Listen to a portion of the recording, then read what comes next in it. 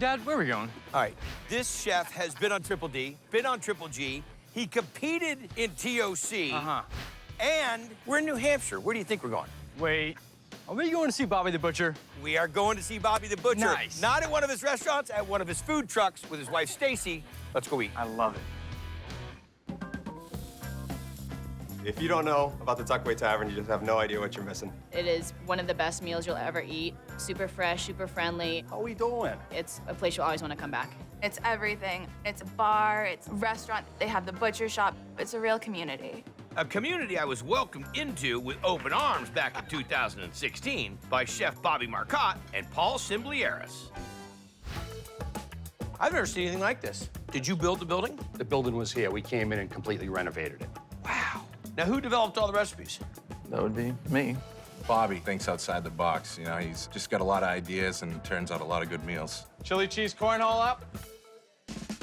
So what are we gonna make first? We're gonna make our meat mixture for our chili cheese cornholes. I got some Angus chuck roll. Okay. And some boneless pork butt. About 1/3, 2/3. Yep. So in the grinder. There we go.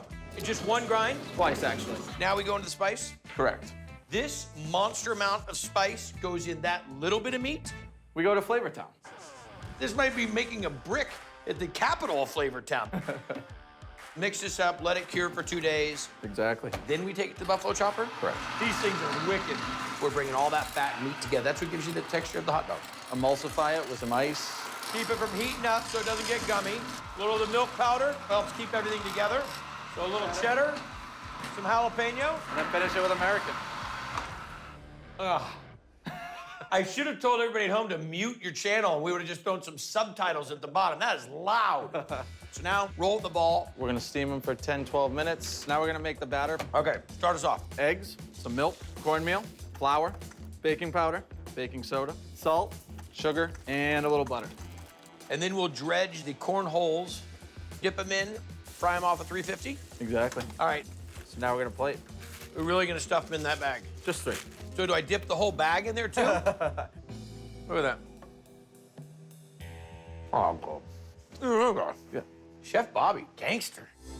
I'm here in Northern Liberties, Philadelphia, just north of Old City, here where they signed the Declaration of Independence, to check out a joint that's in a building that some people say was once a produce market. Some say a coffin shop, some say a bank, some say even a mattress factory. Now, regardless of what it was then, now it's home to a funky little joint that's serving up a blend of, get this, Jewish food and Southern comfort food. This is Honey's Sit and Eat. Brisket tacos, up. The food is amazing. Mixing the Southern stuff owner Jeff Woody grew up on Frito pie coming hot. with the Jewish classics Brisket sandwich. his life partner brought to the table. Fresh latkes down. The cheesy potato latke is just awesome. Matzo ball soup. Delicious. It's a great place to go. And a neighborhood favorite. Frito butter. The place actually made the neighborhood hip. Did it really? Yeah. Just what Jeb was after. Frijoles with avocado. Made a place that we wanted to go. And that has the this- food that we eat. Like this top seller. The chicken chili Frito pie. That's a spin on his childhood favorite. It's amazing. Chicken chili Frito pie. Chicken chili Frito pie. All right, Raw chicken, we're just gonna boil it. no salt, no pepper, no nada? Nothing. Let this just go until it cooks down. All right, brother. Discard the skin and just pull little pieces. So I've shredded a chicken or 6,000. Dark meat, white meat. Whole thing. And then we start making our guajillo pepper sauce. Check these out. Guajillo peppers are dynamite. A lot of times you find them for enchilada sauce. Bust that out. Take the stem off, slice them open, get the seeds out. 3 PBRs you owe me. So what are we making now? A sauce For the chicken. for the chicken. Start with some garlic chopped in a hot pan of oil. Roast it up a little bit. Dried guajillo peppers. The peppers I cut up. Crushed tomatoes, chicken stock, tomato paste, and stir. That's for the sauce. We fold in the pulled chicken that we just The pulled. pulled chicken that was boiled in just the water. That's just gonna reduce down until the sauce becomes sort of a coating over the chicken. Okay. And the skins of the peppers are chopped down fine enough that they'll kind of just dissolve. From this, we make our chili. With a base of 9 veggies and spices. First, add oil, sweat down these onions and bell peppers, and I'm gonna start adding everything else. Crushed tomatoes, chicken stock, sweet pickled peppers, A little pepperdew, pinto beans, black beans, pickled jalapenos, jalapeno. ketchup, little tomato paste, Wouldn't you? crushed cumin seed, mild chili powder, ground cayenne pepper, touch of dark brown sugar. Just a touch. So how long are we gonna let this cook? About 12 minutes. So it kind of reduces down to kind of the viscosity of chili. Right. We have our chili base. We have chicken cooked in the guajillo pepper sauce, just mixing it, making the two in one. I like where it's going. I want to see when it turns into a pie. Now, Oh, we do got real Fritos. we have Fritos. Bring my chili to the pie. Crazy. Add yellow cheddar. Up into the salamander. Just melting the cheese. Finish it up with a garnish of scallions. That's a bar snack 101. I get the guajillo right off the bat, right when I got a bite of the chicken. It's a real fresh chili. Great texture, great flavor, great crunch. I can really taste the Frito. It's the guajillo chicken, dude. It really takes it someplace else. That's not your everyday chili right there, folks. You know, one of my favorite things about doing Triple D is cruising Main Street of small-town America. Now, here I am 25 miles south of Oklahoma City in Norman, Oklahoma, which is home to OU, you know, the Sooners, and a 110-year-old diner, where they're doing a lot more than your average eggs. Welcome to the diner they call the Diner. Beef and bean burrito. The food is delicious. The tamale breakfast. One of the best breakfast foods I've ever had in my life. Chili. It's awesome. I usually get it on everything I order. There you go. I love this place because it's been around forever. But the previous owners couldn't make a go of it. Came to work one day and the door was locked. Coming up.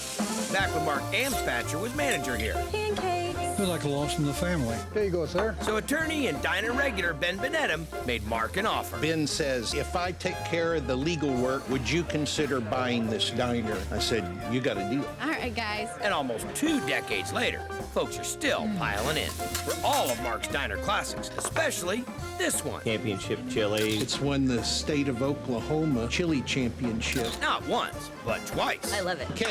Okay, we're making chili. 5 pounds of ground beef. Little 80-20. Now, we're not cooking 80. on the flat top, right? We're just kind of Assembling? then we'll cook it on a burner. So you're gonna cook that meat down first? No, it's all gonna mesh together. Some diced tomatoes. We're just gonna dump everything in. Yep, that's how we do it. 2 times Oklahoma State chili champion. We're gonna put dark chili powder in there. Ground chili pepper, some paprika, mainly for color. That's where they call it the bowl of red, diced fresh onion. Where did this recipe come from? My dad and my granddad, some fresh pureed garlic. You can't make chili without some cumin. I like where this is going. I mean, you got all the right ingredients in here. Where's the heat coming? We're gonna get any heat? Oh, there we go. Crushed red. Whoa, I love your real precise scientific measurement style. Thank you. Salt, ground black pepper, a little sugar. Put the buffer on it. Smoothing it out. Now, kick this around, get it started. Keep it on low heat. And you want to try and keep it covered. So you don't lose all the flavor and you also steam it a little bit. Stir it off. Every 15, 20 minutes? Yeah, about 2 hours into cooking. I like to put a couple more tablespoons of each of the spices. So we're gonna hammer it home. Yeah, to be sure it's nice and tasty. 3 hours later, this is what you get. Look at that, man. There you go. There's chili. It's dynamite, man. You know the key to this is it's cooked down so well. It's just got a really nice, gentle texture. A little bit of heat in that. Little. That's really good chili, bro. I love it because it's delicious. Chili's the best. Awesome. World class, in my opinion. What about the chili makes it so good? Just the flavor, the spice, goes good on anything. Chili on the fries. Always get my hash browns covered with chili and cheese. Their Frito chili pie is amazing. Real good. World famous chili dog. World famous? It's got famous chili on it. Dude, that's winner hot dog dinner. I love it. In 1927, a Greek immigrant by the name of Gregory Theokomakos opened a hot dog stand in Baltimore, serving Coney Island style dogs with his own chili sauce recipe. Now, it was a hit. I mean, a big hit. And 81 years later, it still is. I need 2 up on one, 5 up on 3. Hold the onion. There's something about a G&A hot dog. Enjoy. Makes me feel at home. Is that yummy? It tastes just scrumptious. It's a little bit of heaven. It's like an institution. My grandfather's been coming here since he was a kid. My father. And take these. And it all began with owner Andy Ferranto's great uncle Gregory, who partnered up with his cousin Alex and started a tradition. He had it from 1927 to 1966, and my father took it over in 66 to 88 with my uncle. And then it was Andy's turn. Pick it up. And we kept all the old recipes, we kept everything the same. And kept the crowds packing in. Best hot dog in town. When I was a little kid, we used to come up here and get hot dogs and watch them turning in the window. You're gonna enjoy this one. Loaded with the original Coney sauce. Ooh, delicious. Andy has still not told me what the secret ingredients are. On the dogs and the burgers, even an omelet. It's the Coney sauce, isn't it? Yes, yes. That's what does it. Absolutely. Now it's time to make the Coney Island sauce. Yes, every day we get fresh ground beef delivered. Do a lot of ground beef around here. Yeah, we sure do. A little bit of water. Oh, you're gonna get in there? Yeah, you gotta get in. You gotta get in, you gotta break down the ground beef. How many days a week do you work? 6 days a week. How many hours a day? 16 hours a day. 16 hours a day, 6 days a week. Yeah. All right, a little more water. And then, guys, I need the paprika. There we go. The celery salt and the chili powder. I'm going to attach the milk crates to your boots and make like milk crate snowshoes for you. Thank you, guys. And then you can have this, and then you go around being 6'6". Coming up on Christmas. Come on, So this is our mixture. So it looks like beef soup. Then we bring it to a hard boil, and then we simmer it for about 2 I like the flavor already. All right. Chili, cheese, and onion. The chili goes on perfect. Great combination. Combination and 2 up on 1. That has everything on it, the onion, ketchup, and mustard, and the chili sauce, and that's what makes it taste the best. I'm usually about a 3-biter. That's one. That's great. Nice and juicy dog. Crazy meat concoction on top. White onion's perfect. Bun's nice and steamed. And it costs $1.90. That's it. If I was a college student, I could live here. You taste the hot dog, you taste the onions, you taste the chili. Delicious. It's the best hot dog I've ever had.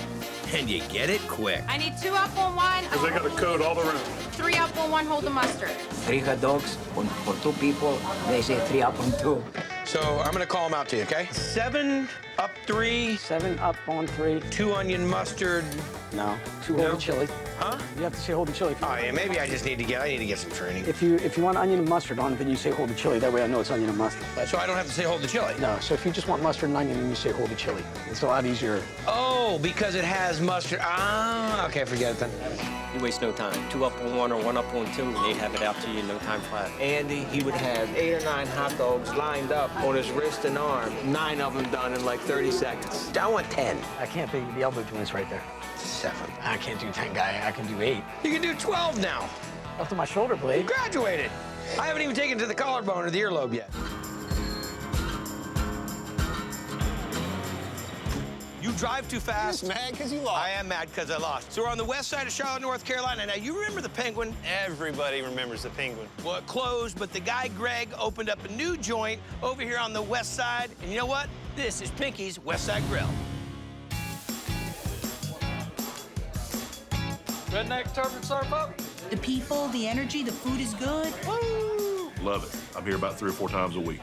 This used to be an old garage that worked on Volkswagens. That's why there's a Volkswagen on the roof. This old garage switched gears from cars to cooking in 2010 when chef and owner Greg Otten cruised over from a legendary local spot. It was about 8 years ago that we met you at the Penguin. And a funky little joint and a great time. That place is closed. Things have changed. To see how you reopen, it's bigger, it's badder, it's faster than it was.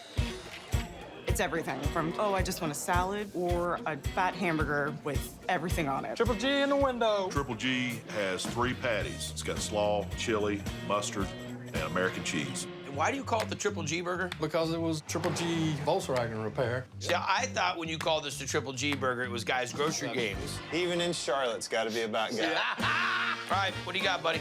We are making our house-made chili for the Triple G burger. Got it. 80-20 ground beef.